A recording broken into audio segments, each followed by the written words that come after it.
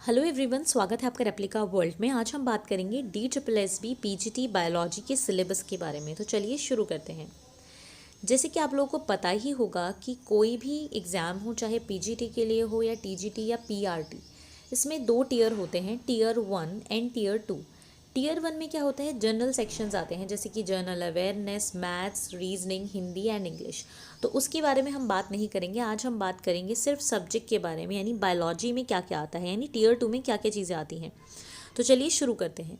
तो सबसे पहला चैप्टर जो है वो है द लिविंग वर्ल्ड, जिसमें कि आपको पढ़ना है लिविंग क्या होता है, बायोडाइवर्सिटी क्या है, क्लासिफिकेशन की क्या ज़रूरत है, टेक्सोनॉमी क्या है, सिस्टमैटिक्स क्या है।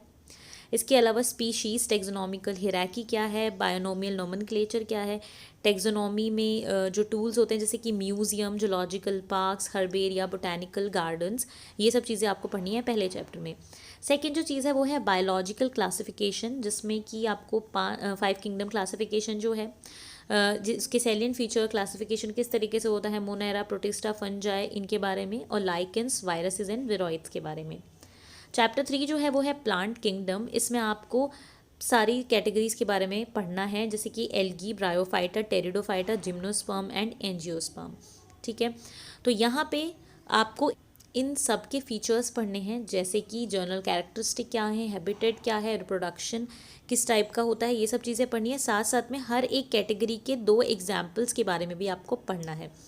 तो इसमें मैं आपको कहूँगी कि इन यूनिट्स के लिए, जो तीनों यूनिट्स है, इसके लिए आपको 11th क्लास की NCERT को फॉलो करना चाहिए।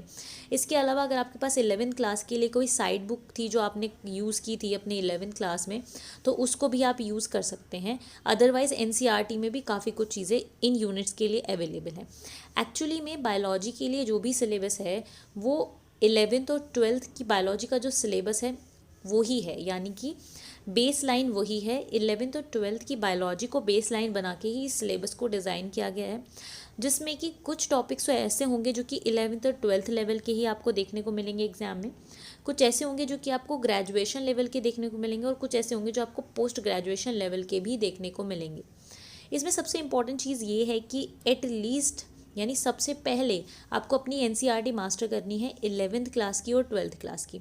उसके बाद आपको बुक्स के लिए जाना है और टॉपिक वाइज देखना है कि किस टॉपिक में किस लेवल के क्वेश्चंस आते हैं।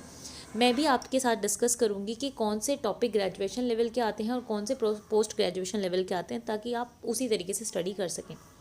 चलिए चलते हैं नेक्स्ट चैप्टर पे, जो कि है एनिमल किंगडम। तो एनिमल किंगडम में आपको कॉर्डेट्स और नॉन कॉर्डेट्स के बारे में पढ़ना है, जैसे कि आपने अपने 11th क्लास में पढ़ा था, साथ साथ में आपने अपनी BSc में भी पढ़ी होगी ये चीज़, जूलॉजी में, कॉर्डेट्स और नॉन कॉर्डेट्स। तो कॉर्डेट्स और नॉन कॉर्डेट्स आपको बहुत अच्छी तरीके से पढ़ना है, क्योंकि इनसे काफ़ी क्वेश्चंस आते हैं। तो कॉर्डेट्स एंड नॉन कॉर्डेट्स को पूरा पढ़ना है, जिसमें कि आपको कॉर्डेट्स को क्लास लेवल तक पढ़ना है, और बाकी के जो नॉन कॉर्डेट्स थे उनको सिर्फ फाइलर लेवल तक पढ़ना था। इसके अलावा चैप्टर 5 है मॉर्फोलॉजी ऑफ फ्लावरिंग प्लांट्स।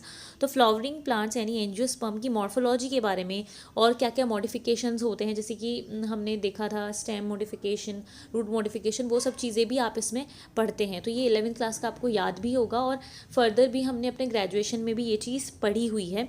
तो ये भी बहुत ज़्यादा इंपॉर्टेंट है। स्टेम मॉडिफिकेशन, रूट मॉडिफिकेशन, इसके क्वेश्चंस भी ज़रूर आपको देखने को मिलेंगे। इसके अलावा अगर हम पिछले पेपर्स की बात करें तो वहाँ पे हमें क्लासिफिकेशन से, टेक्सोनॉमी से बहुत सारे क्वेश्चंस देखने को मिले थे, तो ये भी एक इम्पॉर्टेंट यूनिट हो जाती है। इसके अलावा नेक्स्ट यूनिट है एनाटॉमी ऑफ फ्लावरिंग प्लांट्स। तो एनाटॉमी में आप देखने को मिलती हैं आपको अंदर के स्ट्रक्चर्स क्या क्या हैं, root, stem, leaf, inflorescence, flower, fruit and seed. तो इनके बारे में आपको पढ़ना है। स्ट्रक्चरल ऑर्गेनाइजेशन इन एनिमल्स, तो यहाँ पे हमें एनिमल टिश्यूज़ के बारे में पढ़ना है, जिसमें कि हम मॉर्फोलॉजी, एनाटॉमी, फंक्शन, ये सब चीज़ें देखेंगे, जिसमें कि हम कॉकरोच का digestive, circulatory, respiratory, nervous and reproductive system भी पढ़ते हैं। तो ये आपको अच्छी तरीके से याद होगा। ये एक वो चैप्टर था जो कि बहुत सारे बच्चों को पसंद नहीं था, जिसमें कि हम कॉकरोच का ये सब डाइजेस्टिव सिस्टम और सर्कुलेटरी वगैरह पढ़ते थे, क्योंकि हम इससे रिलेट नहीं कर पाते थे। ये मैं आपको अपना पर्सनल भी बता रही हूँ कि ये चैप्टर मुझे थोड़ा सा डिफ़िकल्ट लगता था। तो ये भी एक अच्छा चैप्टर है जो कि आपको पढ़ना चाहिए इसके लिए। उसके बाद चैप्टर नंबर 8 है cell the unit of life. तो इसमें सेल थ्योरी, इसके अलावा प्रोकैरियोट और यूकैरियोटिक सेल में क्या डिफरेंसेस होते हैं, प्लांट सेल, एनिमल सेल और cell organelles, structure and function.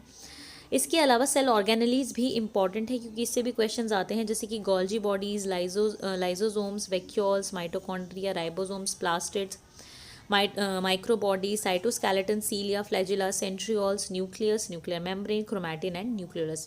तो जितनी भी सेल ऑर्गेनल्स हैं सबके बारे में आपको इस यूनिट में पढ़ना है।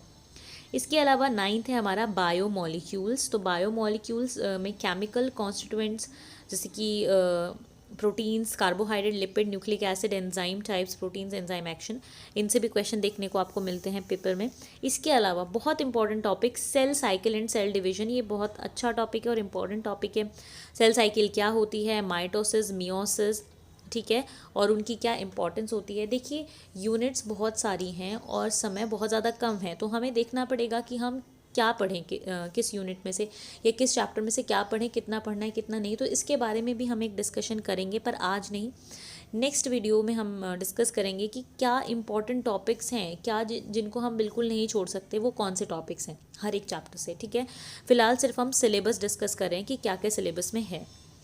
फिर नेक्स्ट आता है आपका चैप्टर नंबर 11 जो कि है ट्रांसपोर्ट इन प्लांट्स, जहाँ पे कि movement of water, gases, nutrient, cell to cell transport, diffusion, facilitated diffusion, active transport, plant water relations, imbibition, water potential, osmosis, plasmolysis, absorption, apoplast, symplast, transmission pull, root pressure, guttation, transpiration, opening and closing of stomata, uptake and translocation of mineral nutrients, transport of food, phloem transport, mass flow hypothesis, diffusion of gases, ठीक है।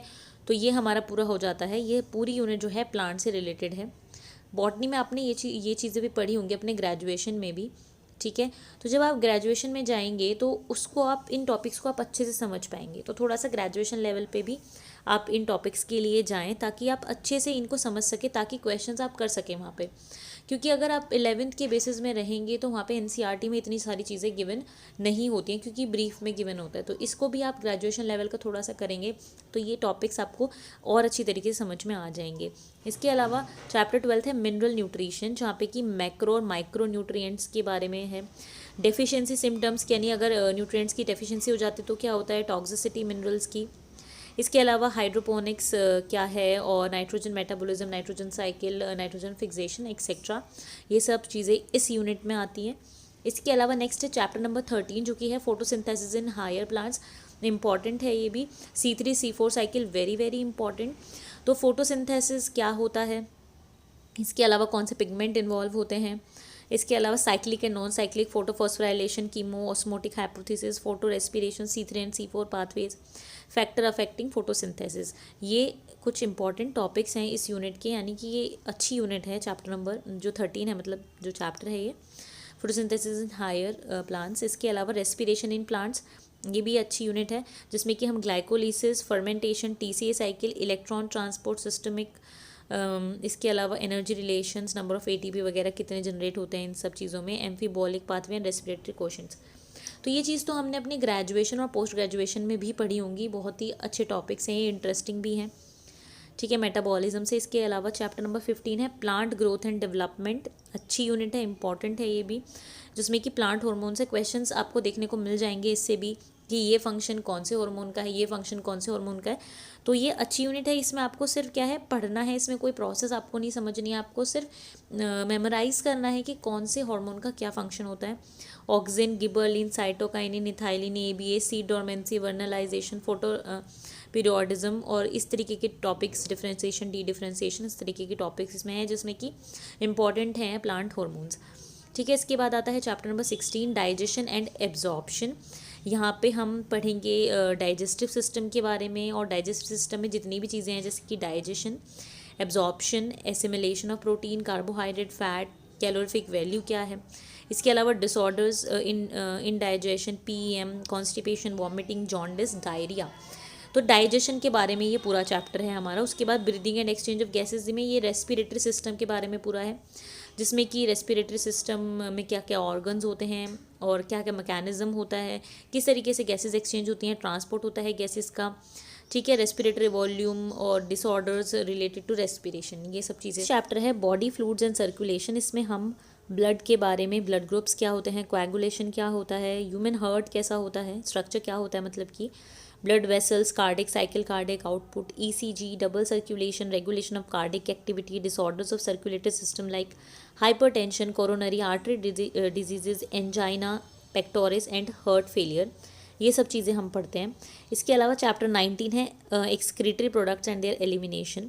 देखिए जितने भी chapters हैं जो कि animal physiology के हैं वो भी इंपॉर्टेंट है क्योंकि डायरेक्ट क्वेश्चंस आते हैं इसमें, तो ये भी इंपॉर्टेंट है। मोड्स ऑफ हम बात करते हैं अगर क्लास चैप्टर 19 की, तो modes of excretion, ammonotelism, ureotelism, uricotelism, excretory system में क्या क्या चीज़ें हैं, यूरिन फॉर्मेशन कैसे होता है, ऑस्मो रेगुलेशन कैसे होता है, किडनी का फंक्शन क्या है, रेनिन एंजियोटेंसिन क्या है, एट्रियल नेट्रीयूरेटिक फैक्टर क्या है, एडीएच क्या है, डायबिटीज़ इंसिपिडस क्या है, और डिसऑर्डर्स इंपॉर्टेंट होते हैं, renal failure, renal calculi, nephritis, dialysis in artificial kidney. ठीक है, इसके अलावा chapter number 20 locomotion and movement, इसमें हम एक तरीके से स्केलेटन सिस्टम के बारे में पढ़ेंगे। बोन्स कौन सी होती हैं, जॉइंट्स कौन कौन से होते हैं, डिसऑर्डर्स कौन कौन से होते हैं जो कि मस्कुलर स्केलेटन सिस्टम की वजह से होते हैं, ये हमारा इसमें है। इसके अलावा हमारा 21 जो चैप्टर है वो है न्यूरल कंट्रोल एंड कोऑर्डिनेशन। इसमें हम नर्वस सिस्टम के बारे में पढ़ते हैं, न्यूरॉन्स और नर्व्स क्या होती हैं, नर्वस सिस्टम क्या होता है, central nervous system, peripheral nervous system, visceral nervous system, generation and conduction of nerve impulse, यानी नर्व इम्पल्स किस तरीके से कंडक्ट होती हैं, कैसे जनरेट होती हैं, रिफ्लेक्स एक्शन क्या होता है, सेंसरी परसेप्शंस क्या होते हैं, सेंस ऑर्गन्स के बारे में, एंड ईयर और आई के स्ट्रक्चर के बारे में। इसके अलावा फिर है हमारा चैप्टर, तो इसमें हम पढ़ेंगे एंडोक्राइन ग्लैंड्स के बारे में और उनके हॉर्मोन्स के बारे में। ये भी अच्छी यूनिट है, यानी अच्छा चैप्टर है, क्योंकि यहाँ पे डायरेक्टली क्वेश्चन आ सकते हैं कि कौन से हार्मोन का कौन सा फंक्शन है, तो इजी भी है और अच्छा भी है। ठीक है, तो एंडोक्राइन ग्लैंड्स और हार्मोन्स उनके बारे में कि hypothalamus, pituitary, pineal, thyroid, parathyroid, adrenal, pancreas, gonads, hormone action किस तरीके से होता है। ठीक है, और हाइपर एक्टिविटी से क्या होता है, डिसऑर्डर्स कौन कौन से, जैसे कि dwarfism, acromegaly, cretinism, goitre, exophthalmic goitre, diabetes and Addison's disease.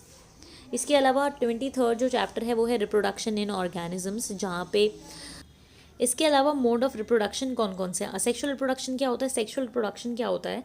Asexual reproduction में binary fission, sporulation, budding, gemmule, fragmentation, vegetative propagation, ये सब चीज़ें। इसके अलावा सेक्सुअल रिप्रोडक्शन फ्लावरिंग प्लांट्स में किस तरीके से होता है, पॉलिनेशन क्या होता है, और मेल और फीमेल स्ट्रक्चर कैसा होता है एक फ्लावर के अंदर। इसके अलावा pollen pistil interaction, double fertilization, post fertilization events, endosperm और एम्ब्रियो का फॉर्मेशन। ठीक है, इसके अलावा सीड और फ्रूट फॉर्मेशन किस तरीके से होता है, apomixis, parthenocarpy, poly embryo, seed and fruit formation, ये सब चीज़ें। इसके अलावा नेक्स्ट चैप्टर है ह्यूमन रिप्रोडक्शन, जिसमें कि मेल और फीमेल के रिप्रोडक्टिव सिस्टम क्या क्या स्ट्रक्चर्स होते हैं उनके। इसके अलावा जो प्राइमरी हमारा सेक्स ऑर्गन होते हैं, टेस्टिस और ओवरी, उसके बारे में, गैमेटोजेनेसिस क्या होता है, ये भी बहुत बहुत इंपॉर्टेंट चैप्टर है। स्पर्मेटोजेनेसिस, oogenesis, मेंस्ट्रुअल साइकिल, इसके अलावा fertilization, embryo development up to blastocyst, उनकी सारी लेयर्स वगैरह, ठीक इस तरीके से इम्प्लांटेशन होता है, कैसे प्रेगनेंसी होती है, क्या क्या हार्मोनल चेंजेस आते हैं प्रेगनेंसी के दौरान, पार्चुरेशन क्या होता है लास्ट में, और लैक्टेशन। ठीक है, ये सब इंपॉर्टेंट चीज़ें। देन रिप्रोडक्टिव हेल्थ आती है, STD, ठीक है, सेक्सुअली ट्रांसमिटेड डिजीज़ कौन कौन सी हैं, बर्थ कंट्रोल जो मेथड्स हैं, इसके अलावा contraception, medical termination of pregnancy, इसके अलावा जो भी हमारे IVF, ZIFT, यानी कि जो भी infertility and assisted reproductive technology हैं जिसमें कि टेस्ट ट्यूब बेबी वगैरह बनते हैं, ये वो है। तो ये सब चीज़ें। इसके अलावा चैप्टर नंबर 27 है principle of inheritance and variation, तो ये जेनेटिक्स यहाँ से शुरू हो जाती है। तो जेनेटिक्स का ये पूरा चैप्टर है कि मेंडेलियन इनहेरिटेंस क्या है, मेंडल ने जो जो चीज़, इसके अलावा जो भी डेविएशन से मेंडल से, जैसे कि incomplete dominance, codominance, multiple allelism, inheritance of blood, pleiotropy, ठीक है, ये सब चीज़ें भी हैं। इसके अलावा पॉलीजेनिक इनहेरिटेंस क्या है, क्रोमोजोमल थ्योरी ऑफ इनहेरिटेंस क्या है, एंड क्रोमोजोम्स एंड जीन्स क्या हैं, ये चीज़ें थी इसमें। इसके अलावा और भी चीज़ें हैं जैसे कि सेक्स डिटर्मिनेशन ह्यूमंस में किस तरीके से होता है, बर्ड्स में, हनी बी में, एंड लिंकेज एंड क्रॉसओवर किस तरीके से होता है, सेक्स लिंक्ड इनहेरिटेंस जैसे कि हीमोफीलिया, ये अच्छा है topic, haemophilia, colour blindness, Mendelian disorder in human. इसके अलावा थैलेसीमिया, क्रोमोजोमल डिसऑर्डर्स जैसे कि down syndrome and Turner syndrome and Nile filter syndrome, तो ये भी सब इंपॉर्टेंट चीज़ें हैं। इसके अलावा चैप्टर नंबर 28 है मॉलिक्यूलर बेसिस ऑफ इनहेरिटेंस, ये मॉलिक्यूलर बायोलॉजी है। तो यहाँ पे आपको DNA क्या होता है, RNA क्या होता है, DNA की packing, DNA replication, central dogma, transcription, genetic code, translation, gene expression, regulation जैसे कि lac operon, tryptophan operon, human genome project and DNA fingerprinting.